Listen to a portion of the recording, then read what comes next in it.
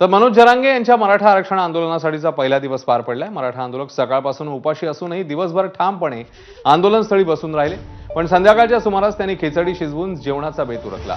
आता उद्या सकाळी नाश्ता करून आंदोलक पुन्हा एकदा मैदानात उतरणार आहेत। पाहूया आमचा प्रतिनिधी ईशान देशमुखने घेतलेला हा आढावा।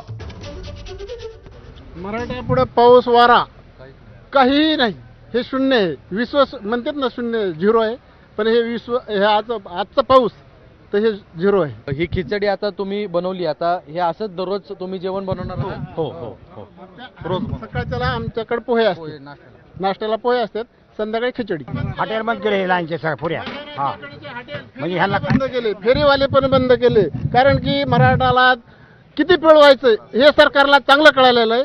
पण मराठा हा कधी झुकणार नाही, आम्ही इथंच राहणार, उपाशी राहू, इथंच राहू, पण ह्यांची सोय होणं, ह्यांना पाणी भेटू नाही, हा सरकारचा दाव आहे।